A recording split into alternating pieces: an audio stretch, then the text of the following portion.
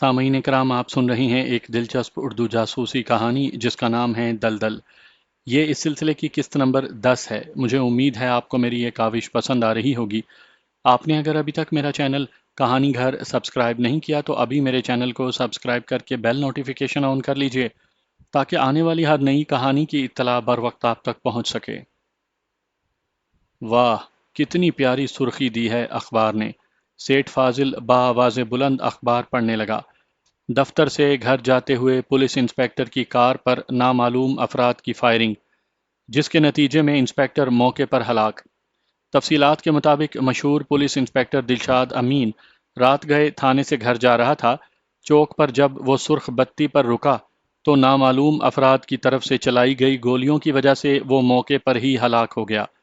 عینی شاہدین کے مطابق مجرموں کی تعداد 2 تھی اور وہ موٹر سائیکل پر سوار تھے۔ انسپکٹر صاحب پر پستول سے 3 گولیاں چلائی گئیں، جن میں 2 گولیاں انہیں کندھے پر لگیں اور تیسری سر میں۔ پوسٹ مارٹم کی رپورٹ کے مطابق ان کی موت سر میں لگنے والی گولی سے واقع ہوئی۔ پولیس ذرائع نے ایک فرض شناس، ایماندار اور محب وطن انسپکٹر کے قتل پر گہرے غم و غصے کا اظہار کیا ہے۔ ڈی آئی جی پولیس نے جلد از جلد اس کے قاتلوں کی گرفتاری کا حکم جاری کر دیا ہے۔ بڑی بات ہے بھائی، اب تو ہمیں ڈرنا چاہیے۔ ڈی آئی جی پولیس تو بہت بڑی بلا ہوتی ہے۔ فاضل خان نے اخبار لپیٹ کر سامنے پڑی ٹیبل پر رکھ دیا۔ اسی وقت دروازے پر دستک ہوئی۔ آ جاؤ، دروازہ کھلا ہے، اور شیر خان السلام علیکم سیٹھ صاحب کہتے ہوئے اندر داخل ہوا۔ وعلیکم السلام، آؤ بھائی شیر خان۔ فاضل خان اس کے استقبال کے لیے کھڑا ہو گیا۔ شیر خان کی زندگی میں پہلی دفعہ یہ ہو رہا تھا کہ فاضل خان نے اس کا سلام کا جواب دیا تھا اور اس کے استقبال کے لیے کھڑا بھی ہوا تھا۔ شیر خان مسرت سے لرزتے ہوئے بولا، پلیز سیٹھ صاحب، گناہ گار تو نہ کریں، میں تو آپ کا ایک ادنا سا غلام ہوں۔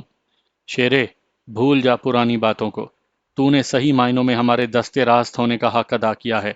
اب ہم تجھے اس مقام پر پہنچائیں گے جس کا تو نے تصور بھی نہ کیا ہوگا۔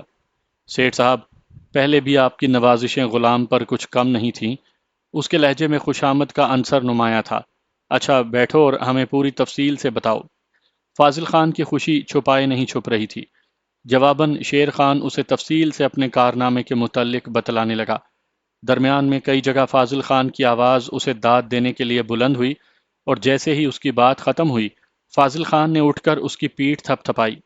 شاباش شیر خان، ہم تمہاری کارکردگی سے بہت خوش ہیں، اور اسی خوشی میں نئی لینڈ کروزر تمہاری ہوئی۔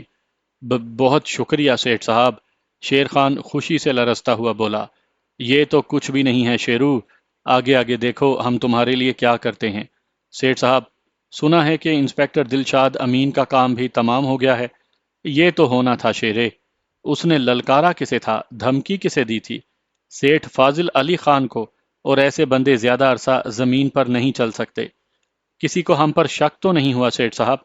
ہم پہ کوئی کیسے شک کر سکتا ہے؟ سب کا دھیان این او این کی طرف جائے گا۔ گو پولیس واضح طور پر کسی کا نام نہیں لے رہی، لیکن یہ یقینی بات ہے کہ انہیں 100% این او این پر شک ہے۔ سیٹھ صاحب، کیوں نہ ہم کسی اخباری رپورٹر کو یہ کہہ کر کہانی بطور فیچر شائع کروا دیں اور این او این اور اے ایم پی کی دشمنی کو ہوا دینے کی کوشش کریں؟ یہ ہو چکا ہے شیرے، شام کا اخبار دیکھنا کیسے مرچ مسالے سے بھرا ہوتا ہے۔ اب میرے لیے کیا حکم ہے سیٹھ صاحب؟ فی الحال آرام کرو اور عجب خان کو بھی 2 دن آرام کرنے دو۔ اسے 15-20 ہزار روپے انعام بھی دے دینا۔ ٹھیک ہے سیٹھ صاحب۔ اس نے مؤدبانہ انداز میں سیٹھ کو سلام کہا اور باہر نکل گیا۔ آنکھیں کھلنے پر اس نے خود کو اکیلا پایا۔ سر ہلانے ہی سے اسے تکلیف کا احساس ہوا اور وہ سر کو چھونے لگی۔ پٹی بندی دیکھ کر اسے اندازہ لگانے میں دیر نہ لگی کہ اسے میڈیکل ٹریٹمنٹ دی جا چکی ہے۔ زخمی ہونے کی وجہ سے ہی اسے چارپائی کی سہولت ملی تھی، ورنہ تو وہ جانتی تھی کہ جاسوس کے ساتھ کیا سلوک کیا جاتا ہے۔ اس نے لیٹے لیٹے کمرے کا جائزہ لیا۔ وہ چھوٹا سا کمرہ تھا، ساز و سامان سے عاری۔ اپنے دونوں ملازم بھی اسے نظر نہیں آئے تھے، جانے بچ بھی سکے ہیں کہ نہیں، اور مہاراج کو بھی نامعلوم میری گرفتاری کے بارے میں علم ہوا ہے کہ نہیں۔ وہ اسی سوچ میں گم تھی کہ دروازہ ہلکی سی آواز کے ساتھ کھلا۔ آنے والے کے بدن پر سفید کوٹ دیکھ کر اسے اندازہ لگانے میں دشواری نہیں ہوئی کہ وہ ڈاکٹر ہے۔ ڈاکٹر نے اسے تفصیل سے چیک کیا اور چیک اپ سے فارغ ہو کر نرم لہجے میں پوچھا، سر میں زیادہ تکلیف تو محسوس نہیں ہو رہی؟ نہیں ڈاکٹر صاحب، وہ صاف گوئی سے بولی۔ آخر تکلیف کے بہانے وہ کب تک تفتیش سے بچتی؟ یہ اس کا اپنا کیا دھرا تھا اور وہ ہر سزا بھگتنے کے لیے تیار تھی۔ اگر پاشا کی بات مانتے ہوئے جلد نکلنے کی کوشش کرتی تو اسے یہ وقت نہ دیکھنا پڑتا۔ قیمتی زیورات، نقدی اور اہم دستاویزات کو سنبھالنے کے بعد بھی اگر وہ گھر سے نکل آتی تو ایجنسی کے ہاتھ آنے سے بچ سکتی تھی، مگر بدقسمتی سے وہ ہر قسم کے ثبوت اور شواہد مٹانے پر تل گئی۔ گاڑی سے پٹرول نکال کر تمام کمروں میں چھڑکانا، آگ لگانا، اس کام میں بہرحال اتنی دیر ہو گئی تھی کہ وہ بر وقت نہ نکل سکی۔ اس کے وہم و گمان میں بھی نہیں تھا کہ ایجنسی والے اتنی تیزی دکھائیں گے۔ بہرحال اب وہ دشمن کے رحم و کرم پر تھی اور اپنے انجام سے اچھی طرح واقف تھی۔ ڈاکٹر کے جانے کے تھوڑی دیر کے بعد ایک آدمی کرسی اٹھائے اندر داخل ہوا۔ اس کے پیچھے دو اور آدمی بھی تھے۔ درمیانی قامت اور وجیح چہرے والا جوان کرسی پر بیٹھ گیا، جبکہ دوسرا اس کے ساتھ مؤدبانہ انداز میں کھڑا ہو گیا۔ پاربتی کو اندازہ کرنے میں دشواری نہ ہوئی کہ سینئر کون ہو سکتا تھا۔ کرسی لانے والا خاموشی سے باہر نکل گیا۔ خوبصورت جوان چند لمحوں تک اسے خاموشی سے گھورتا رہا۔ اس دوران اس نے بھی اس سے نظریں نہیں چرائی تھیں۔ وہ دلکش اور معصوم چہرے کی مالک تھی۔ اس نے اپنے چہرے پر تاثرات بھی ایسے سجا لیے تھے کہ دیکھنے والا ہمدردی محسوس کیے بغیر نہ رہ سکے، مگر چند لمحوں کے بعد ہی اسے اندازہ ہو گیا کہ وہ خوبصورت جوان کسی اور کیٹیگری کا آدمی ہے۔ تمہارا نام؟ اس نے گفتگو کی ابتدا کی۔ پاربتی۔ اپنی مترنم آواز میں اس نے مزید نغمگی سمو لی تھی۔ کب سے یہاں پر ہو؟ قریباً 2 سال سے۔ تمہارا کام کیا تھا؟ باس کی منظور نظر تھی اور میرا کام اسی کو خوش رکھنا تھا۔ اس مرتبہ جواب جھوٹا تھا تو لازماً اپنے باس کی منظور نظر ہوگی، اور مجھے اس سے کوئی غرض نہیں ہے۔ اپنا اصل کام بتاؤ، یاد رہے اگر اس مرتبہ بھی جھوٹ کہا۔ اس کی بات ادھوری ہونے کے باوجود مکمل تھی۔ میں حساس اداروں کے آفیسرز کو بلیک میل کرنے کے لیے استعمال ہوتی رہی ہوں۔ اس کے علاوہ مختلف سیاست دانوں کو بلیک میل کرنے کے لیے بھی مجھے استعمال کیا جاتا رہا ہے۔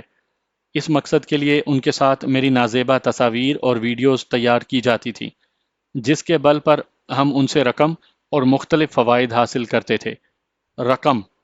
جی، بے روزگار جوان جن سے ہم نے مطلب کا کام لینا ہوتا، انہیں دینے کے لیے وہی رقم کام آتی۔ اس کے علاوہ بھی کافی مصارف ہوتے ہیں، جیسے آپ لوگوں سے بچنے کے لیے ہمیں مختلف رہائش گاہوں کا بھی بندوبست کرنا پڑتا ہے۔ اس کی مد میں بھی کافی رقم کی ضرورت پڑتی ہے۔ اب تک تمہیں کتنے آفیسرز کو بلیک میل کرنے کے لیے استعمال کیا جا چکا ہے؟ ان سے کون کون سی اہم دستاویزات تو نے حاصل کی ہیں، اور وہ دستاویزات اب کہاں ہیں؟ سب سے پہلے مجھے جمال احمد نام کے آفیسر سے متعارف کروایا گیا تھا، جو محکمے کا ہیڈ تھا، لیکن اسے مالی فوائد کے علاوہ ہم کچھ حاصل نہ کر سکے۔ بعد میں ہماری بلیک میلنگ سے تنگ آ کر اس نے خودکشی کر لی تھی، جسے اس کے ورثاء نے ہارٹ اٹیک کا نام دے دیا۔ اس کے بعد بابر سلیم تھا جو اس کی جگہ محکمے کا ہیڈ بنا۔ اس نے آسانی سے ہمارے مطالبات پورے کر دیے تھے۔ اس سے حاصل ہونے والی دستاویزات ہم نے اپنے وطن بھجوا دی تھی۔ البتہ اسے بلیک میل کرنے کا سامان اسی ویگن میں تھا جس میں میرا ایکسیڈنٹ ہوا۔ اب لگے ہاتھوں ان سیاست دانوں کے نام بھی بتا دو جو تم سے مستفید ہو چکے ہیں۔ مکرم یزدانی، اجمل علی شاہ اور منان آفندی۔ تمہارا باس کہاں ملے گا؟ یہ معلوم کرنا تو بہت مشکل ہے، البتہ حادثے سے پہلے میں جہاں جا رہی تھی وہ ٹھکانہ بتا سکتی ہوں، لیکن میری گرفتاری کے بعد تو انہوں نے یقیناً ٹھکانہ بدل لیا ہوگا۔ پہلے والا ہی بتا دو، بلکہ جتنے ٹھکانوں کا معلوم ہے تمام کے بارے میں بتا دو۔ پاربتی مختلف ٹھکانوں کے نام بلا جھجک بتانے لگی، کیونکہ وہ جانتی تھی کہ پاشا جیسا زیرک آدمی پاربتی کی گرفتاری کے بعد کبھی بھی ان ٹھکانوں کو استعمال میں نہ لاتا۔ اس کے بتلائے ہوئے تمام ایڈریس عمران نے عاطف کے اشارے پر بے دلی سے نوٹ کر لیے تھے۔ اچھا، یہ تو باس کے مختلف ٹھکانوں کے ایڈریس تھے۔ اس کے علاوہ بھی عام یا خاص کارکنوں کے ایڈریس تمہیں معلوم ہوں گے، وہ بھی نوٹ کروا دو۔ اس مرتبہ بھی اس نے چند لوگوں کے ایڈریس نوٹ کروا دیے۔ کراچی کے علاوہ کس کس جگہ پر آپ لوگوں کا نیٹ ورک پھیلا ہے؟ ایسی باتیں صرف باس کے علم میں ہیں۔ تم ایک مرتبہ پھر ڈنڈی مارنے کی کوشش میں ہو۔ عاطف کا لہجہ دھمکی کا رنگ لیے ہوئے تھا۔ میں سچ کہہ رہی ہوں، وہ گڑبڑا گئی۔ اتنی کم عمری میں اسے بہت سے مردوں کا تجربہ ہو چکا تھا۔ وہ چہرہ دیکھ کر آسانی سے بتا سکتی تھی کہ کون کتنے پانی میں ہے۔ اس خوش شکل مرد کے لہجے میں کوئی ایسی بات ضرور تھی جو اسے جھوٹ بولنے سے روک رہی تھی، اور جس کی دھمکی نظر انداز کرنے کے قابل نہیں تھی۔ مان لیتا ہوں۔ غیر متوقع طور پر وہ آسانی سے مان گیا۔ تھینکس جی، وہ دل لبھانے والے لہجے میں بولی، مگر عاطف پر اس کے لہجے کا کوئی اثر نہیں ہوا۔ وہ اپنے انداز میں مختلف سوالات پوچھتا رہا۔ ایسی عورتوں کی نفسیات سے اسے اچھی واقفیت تھی اور انہیں ہینڈل کرنا وہ خوب جانتا تھا۔ سوالات مکمل کر کے وہ عمران سے مستفسر ہوا، تمہارا کوئی سوال ہے؟ نہیں سر، اس نے انکار میں سر ہلا دیا۔ اوکے مس پاروتی، یا جو بھی تیرا نام ہے، فی الحال تیری باتوں کی تصدیق کی جائے گی، اگر صحیح ثابت ہوئیں تو شاید کوئی رعایت حاصل کر لو۔ اس کے برعکس ہونے کی صورت میں میرا خیال ہے کہ تم جانتی ہو۔ عاطف عمران کو ساتھ لیے کمرے سے نکل گیا، جبکہ پاروتی اپنے بھگوان سے دعا مانگنے لگی کہ ان معلومات کی تصدیق ہو جائے، ورنہ اس ورنہ کے آگے ایک ایسا سوالیہ نشان تھا جس کے بارے میں وہ سوچ بھی نہیں سکتی تھی۔ اسے سب سے زیادہ خوف اپنے چہرے کے بگڑنے کا تھا کہ عورت کی سب سے بڑی کمزوری اس کا حسین چہرہ ہوتا ہے۔ وہ تشدد تو برداشت کر سکتی ہے، مگر بدصورتی اور بڑھاپا اس سے برداشت نہیں ہوتا۔ ویپن اور خالی ہاتھ لڑائی کے بارے میں آپ لوگ کافی پڑھ چکے ہیں، اس کے ساتھ میں بھی آپ لوگوں کو کافی کچھ سکھا چکا ہوں، جس میں بارود کی مختلف اقسام، ان کی پہچان اور انہیں پھٹانے کے عام طریقے شامل ہیں۔ آج کے جدید دور میں جہاں شارٹ اور لانگ رینج ہتھیار بے فائدہ ہو جائیں، تیز تلوار کام نہ دیں، مارشل آرٹ کے ماہرین کی مہارت دھری رہ جائے، وہاں ایک چھوٹی سی بارود کی تھیلی بہت بڑا کام دکھائے گی۔ لیکن یہ بھی خیال رہے کہ اس بے جان مادے سے آپ تبھی فائدہ اٹھا سکیں گے جب اس کے استعمال میں مہارت ہو، اور آپ کو پتا ہو کہ دشمن کے خلاف جو بارودی پھندا تیار کر رہے ہیں اسے کس طرح زیادہ سے زیادہ فائدہ مند بنایا جا سکتا ہے، تاکہ یہ نہ ہو کہ آپ کا تیار کردہ پھندا بے فائدہ استعمال ہو جائے، یا جس بندے کے خلاف وہ تیار کیا گیا تھا اس کے بجائے کوئی اور اس کا نشانہ بن جائے۔ مثلاً آپ دروازہ کھلنے پر پھٹنے والا بارودی پھندا استعمال کر رہے ہیں تو یہ صرف اس شخص کے خلاف استعمال ہو سکتا ہے جو اس دروازے کو اکیلا استعمال کرتا ہو۔ آپ ٹائمنگ کے بھروسے پر پھندا استعمال نہیں کر سکتے کہ کسی شخص کے روزانہ کے معاملات کو مد نظر رکھ کر پھندا استعمال کیا جائے، کیونکہ آپ کے دشمن کے پروگرام میں اتفاقی تبدیلی بھی آ سکتی ہے، یا یوں ہی اس سے پہلے کوئی غیر متعلقہ شخص دروازہ کھول کر اس پھندے کا شکار ہو جائے گا۔ اب جہاں آپ کا مطلوبہ شخص مرنے سے بچے گا، وہیں آپ اسے چوکنا بھی کر دیں گے، اور اس کے بعد وہ محتاط ہو کر آپ کو مزید مشکل میں ڈال دے گا۔ انہیں ٹیکنیکل تربیت دینے والا پروفیسر ایم ڈی شیکھر ان تفصیلات کے ساتھ ایک چھوٹا سا باکس کھول کر اس سے مختلف آلات نکال کر ٹیبل پر سجاتا گیا۔ یاد رکھیں، جہاں آپ کو مختلف قسم کے پھندوں کی تیاری کا طریقہ معلوم ہونا چاہیے، وہیں اس چیز کا بھی خیال رکھیں کہ حالات اور ماحول کے مطابق موزوں پھندا استعمال ہو۔ بہرحال اس بارے وقتاً فوقتاً بات چیت ہوتی رہے گی۔ اس سے پہلے ہم ان سوئچز کے بارے میں پڑھ لیں جو ان پھندوں میں استعمال ہوتے ہیں۔ ان میں سب سے پہلے سوئچ نمبر 4 پل مارک 1 ہے۔ شیکھر نے ایک چھوٹا سا آلہ میز سے اٹھ کر ان کی آنکھوں کے سامنے لہرایا۔ یہ آلہ جیسا کہ نام سے ظاہر ہے کھچاؤ آلہ ہے، اور 6 سے 8 پاؤنڈ کھچاؤ پڑنے پر چال کرتا ہے۔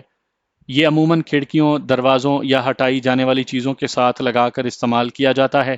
اس کا بیرونی خول پیتل کا ہوتا ہے۔ اس کے اندر ایک سٹرائکر سیفٹی پن اور انگریزی کے حرف یو کی شکل کا ایک کلپ لگا ہوتا ہے۔ اس کلپ شیکھر انہیں اس آلے کے متعلق تفصیل سے بتلانے لگا۔ اس کے بعد سوئچ نمبر 5 پریشر مارک 1 ہے۔ جیسا کہ نام سے آپ لوگوں کو معلوم ہو گیا ہوگا کہ یہ دباؤ والا آلہ ہے۔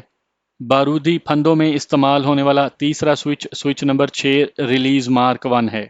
یہ وہ آلہ ہے جو دباؤ ہٹنے پر چال کر جاتا ہے۔ اسے ایسی چیزوں کے نیچے لگایا جاتا ہے جن کے اٹھائے جانے کا امکان ہو۔ اس کے علاوہ switch number 9 L delay mark 1 ہے۔ اسے آپ ٹائم بم بھی کہہ سکتے ہیں۔ جیسے آج کل ملنے والے جدید ساخت کے ٹائم بم ہیں، یہ بھی ایک خود ساختہ ٹائم بم ہوتا ہے جو ایک مخصوص وقت پر پھٹنے کے لیے سیٹ کر دیا جاتا ہے۔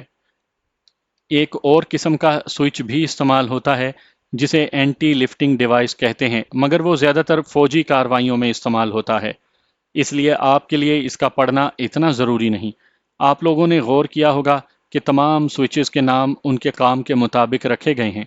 اس وقت 9 بجنے والے ہیں اور آپ لوگوں کے پیریڈ کا ٹائم ختم ہونے والا ہے۔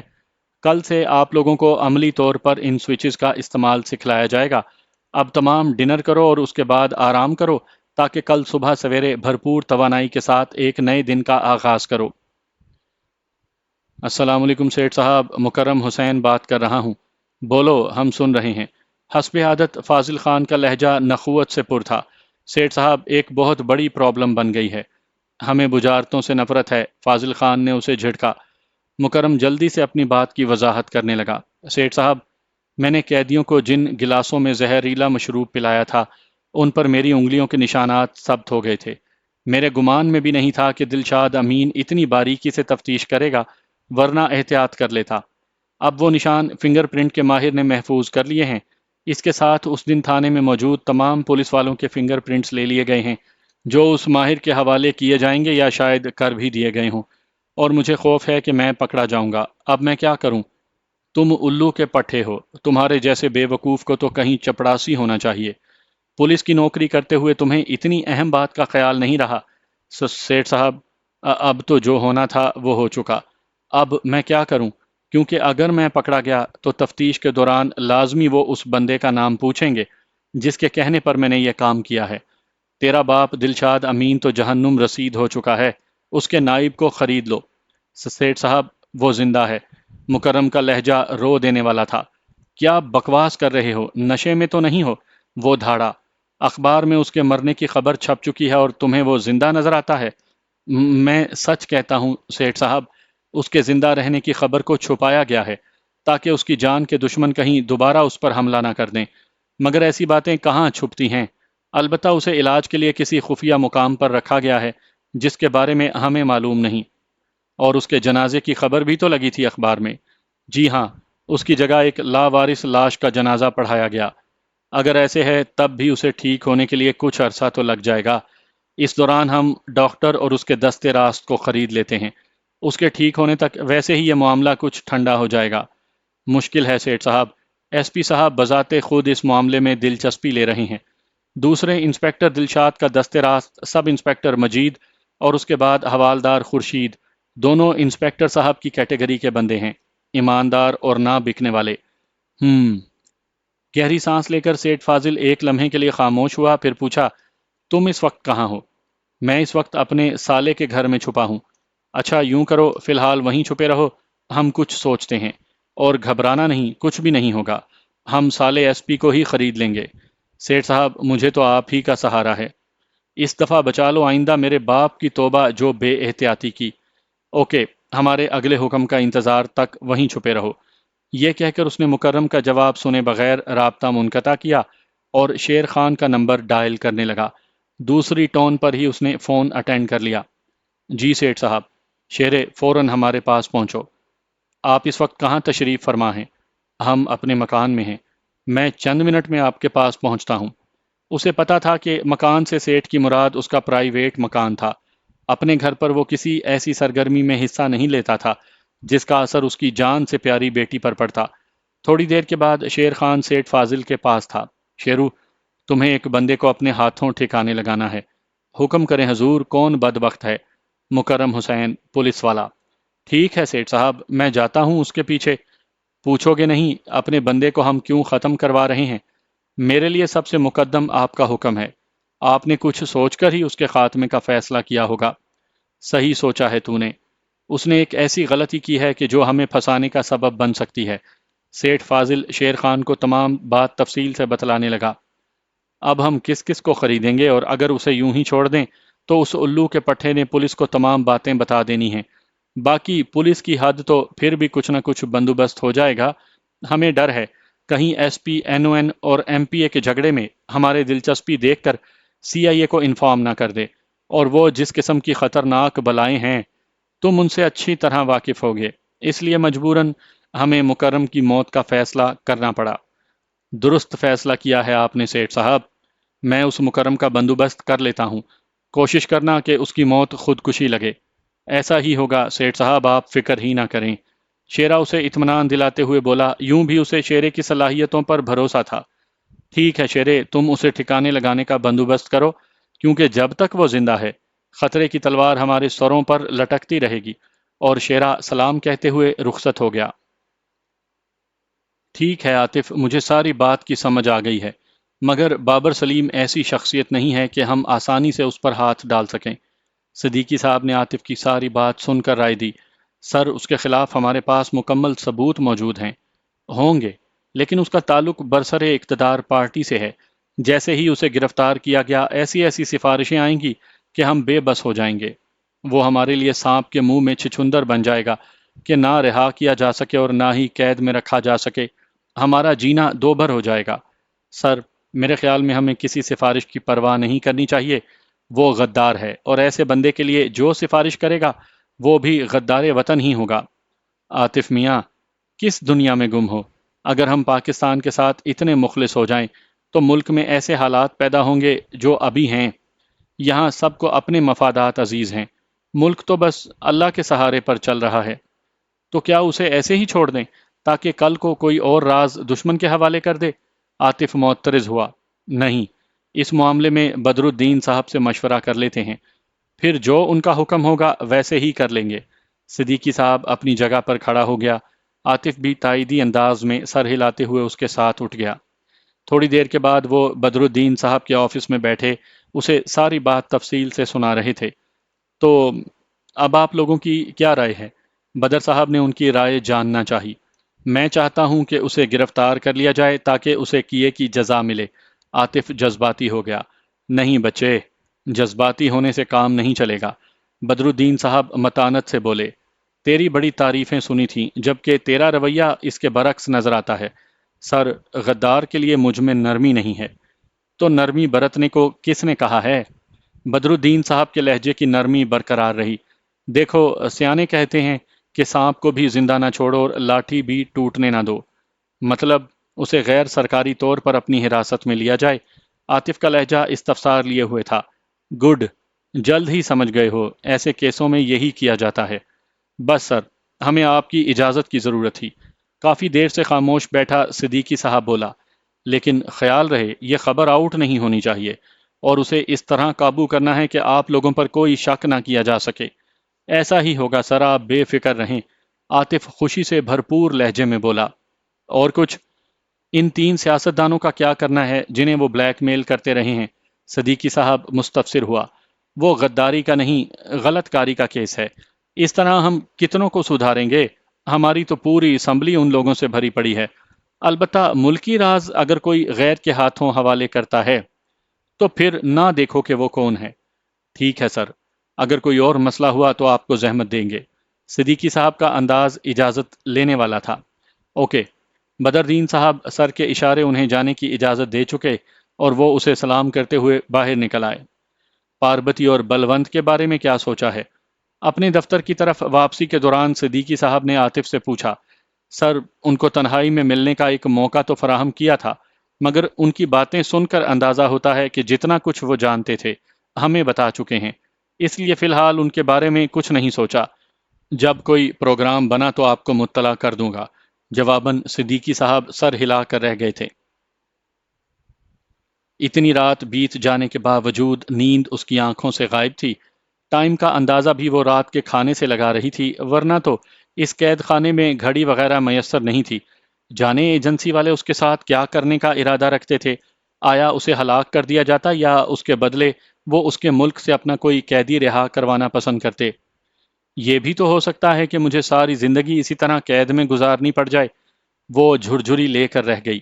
اتنی خوبصورت جوانی مٹی میں ملنے والی تھی۔ پہلے پہل اس کا خیال تھا کہ وہ کسی کو اپنے ناز و ادا کے چکر میں ڈال کر وہاں سے آسانی سے فرار ہو جائے گی، مگر ایک ہفتہ گزر جانے کے باوجود جب کوئی اس کی من موہنی صورت کی طرف متوجہ نہ ہوا تو اسے یقین آ گیا کہ یا تو وہ اپنی دلکشی کھو چکی ہے یا پھر خفیہ ایجنسی والے ہی مردانہ حص سے محروم ہیں۔ وہ انہی خیالات میں کھوئی ہوئی تھی کہ اچانک دروازے پر کھٹکا ہوا اور پھر ہلکی آواز میں دروازہ کھلنے لگا۔ دروازہ کھولنے والے کا انداز چوروں کا سا تھا۔ وہ چونک گئی اور اس کا دل انجانی امید میں خوشگوار انداز میں دھڑکنے لگا۔ پارسائی کو وہ بہت پہلے خیر بات کہہ چکی تھی، اس لیے کسی قسم کا خوف اس کے پاس نہ پھٹکا۔ دروازہ آہستہ سے کھلا اور خوبصورت جوان کے ہمراہ، جس نے کہ اس سے پوچھ گچھ کی تھی اور جو تمام وقت سینئر کی کرسی کے ساتھ کھڑا رہا تھا، اندر داخل ہوا۔ وہ لمبے قد اور عام سی شکل و صورت کا جوان تھا۔ پاربتی نے اسے دیکھ کر جان بوجھ کر چہرے پر ایسے تاثرات پیدا کر لیے جیسے وہ خوف زدہ ہو۔ اس جوان نے ہونٹوں پر انگلی رکھ کر اسے خاموش رہنے کا اشارہ کیا اور آہستگی سے چلتا ہوا اس کے قریب چارپائی پر آ کر بیٹھ گیا۔ پاربتی کا اندازہ صحیح نکلا تھا، وہ اس کے پاس غیر قانونی طور پر آیا تھا۔ طبیعت کیسی ہے؟ ایک لمحے کی خاموشی کے بعد اس نے بے تکے انداز میں پوچھا۔ پاربتی کو اس کی شکل اور اڑی ہوئی رنگت دیکھ کر یہ اندازہ کرنے میں دیر نہ لگی کہ وہ ایسے معاملات میں انجان تھا۔ اسے شاید پاربتی کی بھولی بھالی صورت وہاں کھینچ لائی تھی۔ وہ آہستہ سے بولی، پہلے سے بہتر ہے۔ پتہ ہے میں کیوں آیا ہوں؟ وہ اس کا ملائم ہاتھ اپنے کھردرے ہاتھ میں لیتے ہوئے مستفسر ہوا۔ لازمی بات ہے، تفتیش کے لیے آئے ہوں گے، وہ معصومیت سے بولی۔ نہیں، اس نے اپنا ہاتھ اس کے بازوؤں کی طرف بڑھایا، میں صرف تم سے ملاقات کے لیے آیا ہوں۔ لازمی بات ہے، مرد ہو، کمزور اور ناتواں عورت سے خراج تو وصول کرو گے نا؟ یہ بات نہیں ہے، اصل میں تم مجھے بہت پیاری لگی ہو۔ میرا خیال ہے مجھے تم سے محبت ہو گئی ہے۔ زبان سے محبت کا اظہار کرنے کے ساتھ ساتھ اس کے ہاتھ پاربتی کے بدن کے ان حصوں کی طرف بڑھ گئے تھے جہاں محبت کی انتہا ہوتی ہے۔ وہ آہستہ سے کسمسائی، کوئی آ جائے گا۔ کون آئے گا؟ میں نے سب کو چائے میں نیند کی گولیاں ڈال کر پلا دی ہیں۔ اس کی بات سنتے ہی پاربتی نے اپنا جسم ڈھیلا چھوڑ دیا، مگر اس کے ساتھ ہی اس کا ذہن تیزی سے اس بندے پر قابو پانے کی تدبیر سوچنے لگا۔ گو وہ جسمانی لڑائی بھڑائی کی تربیت حاصل کر چکی تھی، مگر نامعلوم وہ کیسا لڑاکا تھا، اور وہ جلد بازی میں کام خراب نہیں کرنا چاہتی تھی۔ پھر اچانک ایک ترکیب اس کے ذہن میں آئی۔ اس وقت تک اس جوان کو پاربتی کا لباس بوجھ محسوس ہونے لگ گیا تھا کہ وہ پاربتی کو اس بوجھ سے چھٹکارا دلانے کے لیے عملی قدم اٹھانے لگا۔ پاربتی جلدی سے بولی، پلیز ابھی نہیں۔ کیوں؟ جذبات کی شدت سے اس کی آواز لڑکھڑا رہی تھی۔ دیکھو، میں رات کے کھانے کے بعد کافی پینے کی عادی ہوں۔ یہاں پر ہفتہ ہونے کو ہے مجھے کافی نہیں ملی۔ اگر کافی مل جائے تو میں آپ کا ساتھ بھرپور طریقے پر دے سکوں گی، ورنہ شاید میں آپ کو خوش نہ کر سکوں۔ بعد میں کافی پی لیں گے نا؟ وہ شاید جذبات کے ہاتھوں اتنا مغلوب ہو گیا تھا کہ اسے چھوڑ کر جانے کو اس کا دل نہیں کر رہا تھا، مگر پاربتی بھی کچی گولیاں نہیں کھیلی تھی۔ وہ جانتی تھی کہ ایک بار اس کے جذبات ٹھنڈے پڑ گئے تو اس کی عقل کام کرنا شروع کر دے گی اور پاربتی کی آزادی کا خواب ادھورا رہ جائے گا۔ پلیز پہلے کافی کا ایک کپ لے آؤ نا، وہ اس کے گلے میں باہیں ڈال کر اس کے ہونٹوں پر ایک طویل بوسہ دیتے ہوئے بولی۔ ابھی لایا۔ وہ لڑکھڑاتے ہوئے اٹھا جیسے وہ خمار میں ہو، اور آخر کیوں نہ ہوتا؟ پاربتی تو شراب کی بھری ہوئی وہ بوتل تھی جسے دیکھ کر ہی مردوں پر نشہ چھانے لگتا تھا۔ اس غریب نے تو ایک دو گھونٹ بھی لے لیے تھے۔ اس کے کمرے سے نکلتے ہی پاربتی نے چھلانگ لگا کر بستر چھوڑا اور دروازے کے پیچھے چھپ کر کھڑی ہو گئی۔ اس کا ارادہ تھا کہ جیسے ہی وہ کافی لے کر اندر داخل ہوتا، وہ جلدی سے باہر نکل کر دروازے کو باہر سے کنڈی لگا دیتی۔ وہ اس وقت بھی نکل کر جا سکتی تھی کہ اسے پتا تھا کہ سب بے ہوش پڑے ہیں، مگر اس کا عاشق تو موجود تھا اور وہ ہلکا سا رسک بھی نہیں لینا چاہتی تھی۔ اسے گئے ہوئے تھوڑی ہی دیر ہوئی تھی، مگر پاربتی کو یوں محسوس ہو رہا تھا جیسے صدیاں بیت گئی ہوں۔ اچانک اسے قدموں کی آہٹ سنائی دی، اس کا جسم تن گیا اور وہ باہر نکلنے کے لیے تیار ہو گئی۔ وہ اپنے کندھے کے دباؤ سے دروازہ کھول کر اندر داخل ہوا۔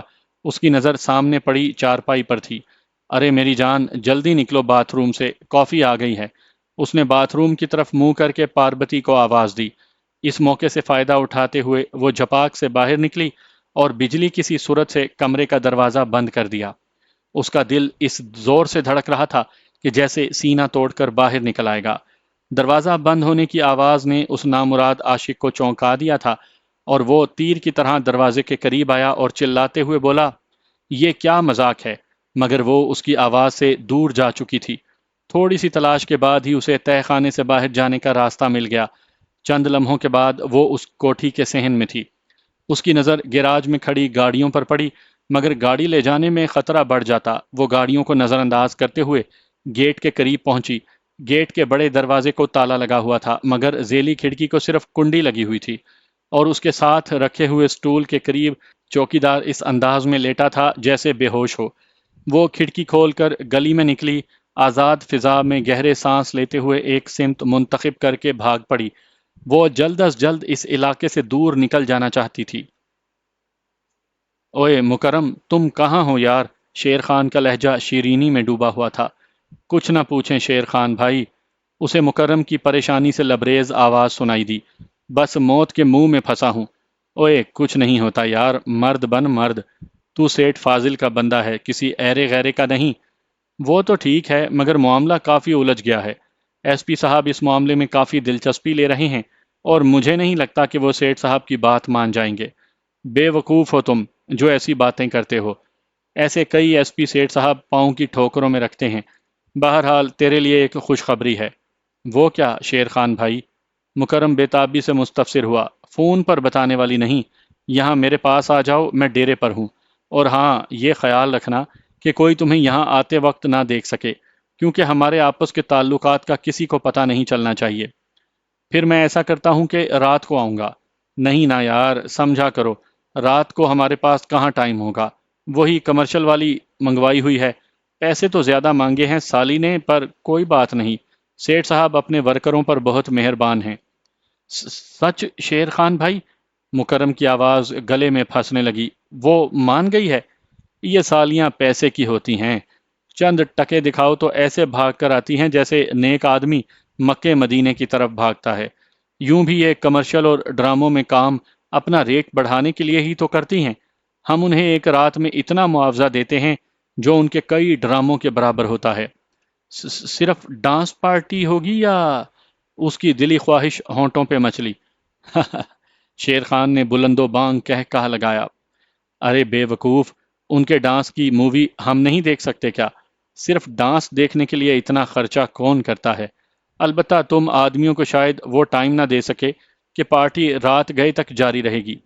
اس کے بعد اتنا ٹائم نہیں ہوگا، زیادہ سے زیادہ 3 4 آدمی، اور ان 3 4 میں تم بھی شامل ہو۔ کیا کیا؟ یہ فرتے مسرت سے اس سے بولا نہ گیا۔ اسے یقین نہیں آ رہا تھا کہ وہ لڑکی جسے سکرین پر دیکھنے کے لیے وہ ترسا کرتا تھا اس کی آغوش میں آ جائے گی۔ ہاں، یہ بالکل حقیقت ہے۔ شیر خان نے اس کا ادھورا فکرہ مکمل کیا۔ اب تم جلدی سے پہنچو تاکہ تم سے کچھ ضروری بات کی جا سکے، کیونکہ یہ بات فون پر کرنے والی نہیں ہے۔ میں بس ابھی پہنچا۔ اسے یقین تھا کہ یہ لڑکی اس کا منہ بند کرانے کے لیے سیٹھ فاضل بطور رشوت اسے پیش کر رہا ہوگا، اور اس قیمت پر وہ بڑی آسانی سے اس کی ہر شرط ماننے کے لیے تیار تھا۔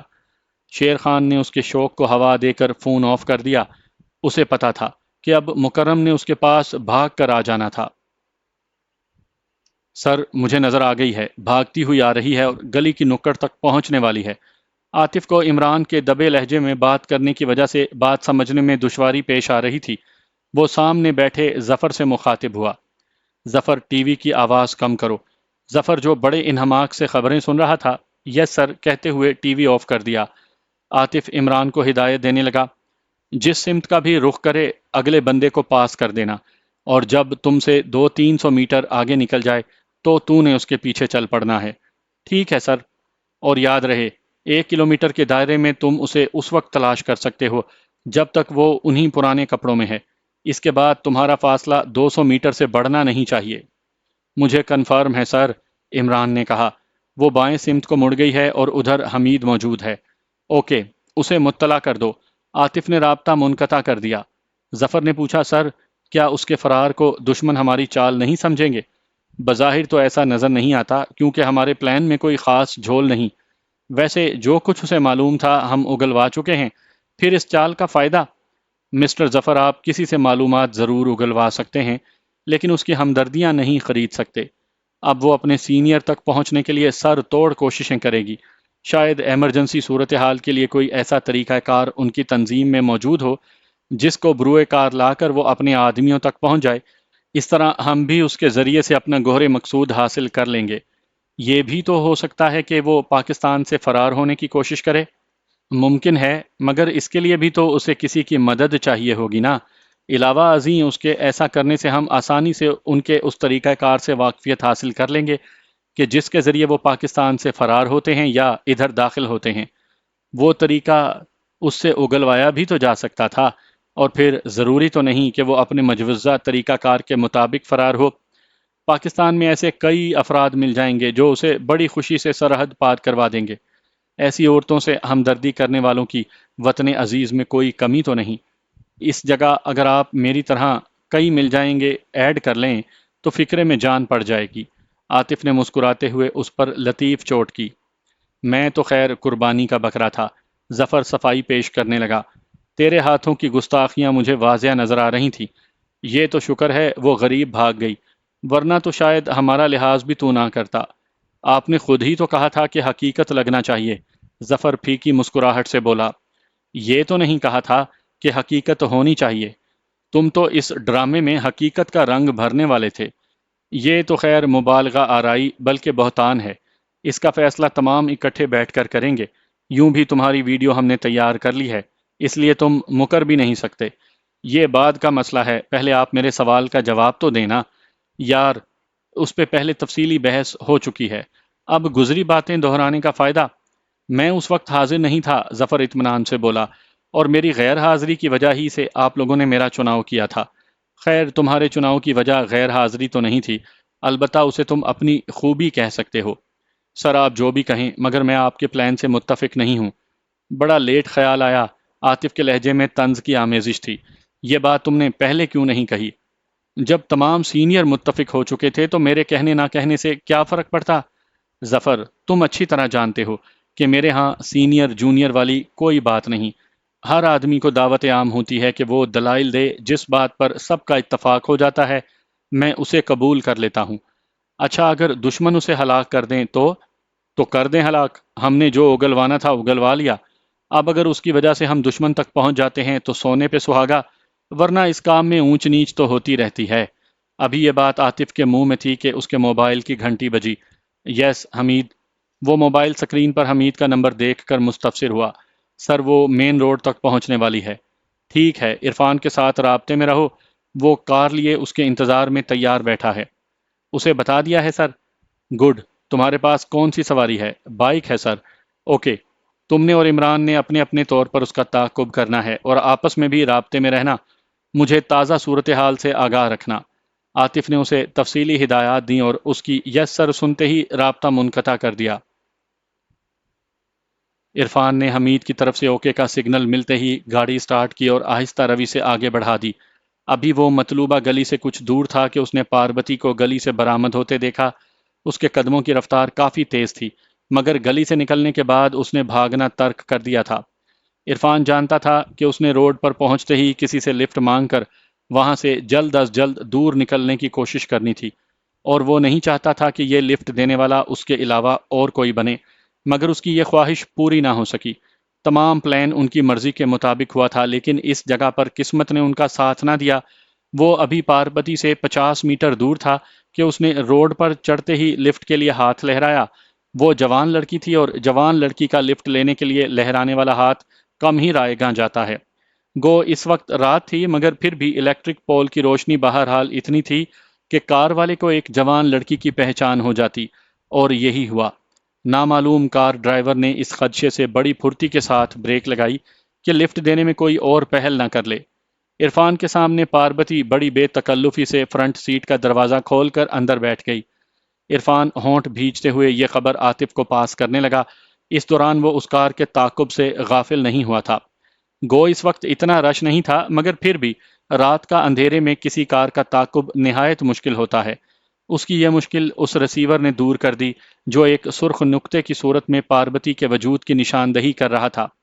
اس کی بات سن کر عاطف اطمینان سے بولا، کوئی بات نہیں، ضروری تو نہیں کہ جو ہم نے سوچا ہے وہی ہوگا۔ تم تعاقب جاری رکھو اور عمران پارٹی کو بھی اپنی لوکیشن اور گاڑی کا نمبر ماڈل پاس کر دو۔ سر نمبر تو اندھیرے کی وجہ سے صحیح پڑا نہیں جا رہا، البتہ کار کا ماڈل وغیرہ پاس کر دیتا ہوں۔ عاطف نے اوکے کہتے ہوئے رابطہ منقطع کر دیا۔ عرفان عمران کا نمبر ڈائل کرنے لگا۔ ہاں عرفان بھائی، رابطہ ہوتے ہی عمران مستفسر ہوا، اور عرفان ایک بار پھر وہی تفصیلات دہرانے لگا جو وہ عاطف کو بتا چکا تھا۔ میں نے بھی اسے گاڑی میں بیٹھتے دیکھ لیا تھا اور اب اسی گاڑی کے تعاقب میں ہوں۔ اگر آپ بائیں سائیڈ پر دیکھنے کی زحمت کریں تو آپ آسانی سے ایک موٹر سائیکل سوار کو دیکھ سکتے ہیں جو بندہ غریب ہے۔ حمید کو بھی بتا دیا تھا؟ ہاں، میں اس سے رابطے میں ہوں اور وہ ہم سے تھوڑا ہی پیچھے ہے۔ اوکے۔ یہ کہہ کر اس نے کال منقطع کرتے ہوئے موبائل جیب میں ڈالا اور پوری توجہ اس کار کی عقبی لائٹ پر مرکوز کر دی جس میں پاربتی بیٹھی تھی ایک جگہ سرخ بتی پر رکتے ہوئے اس نے کار کا نمبر بھی نوٹ کرتے ہوئے عاطف صاحب کو پاس کر دیا۔ اسے اندازہ تھا کہ پاربتی نے سب سے پہلے کپڑوں سے نجات حاصل کرنی تھی، اور اس طرح وہ آلہ جس کی رینج 1 کلومیٹر تھی اس کے بدن سے علیحدہ ہو جانا تھا۔ البتہ اس کے کانوں میں پڑے زیور میں چھپا آلہ پھر بھی اس کی نشاندہی کرتا رہتا۔ اس کے کانوں کے ذریعے وہ باریک سا آلہ چھپانے کا مشورہ عاطف نے دیا، اور تمام نے اس سے اتفاق کیا تھا۔ انہیں معلوم تھا کہ زیور ہی وہ واحد چیز ہے جو ایک عورت اپنے بدن سے علیحدہ کرنے پر راضی نہیں ہوتی۔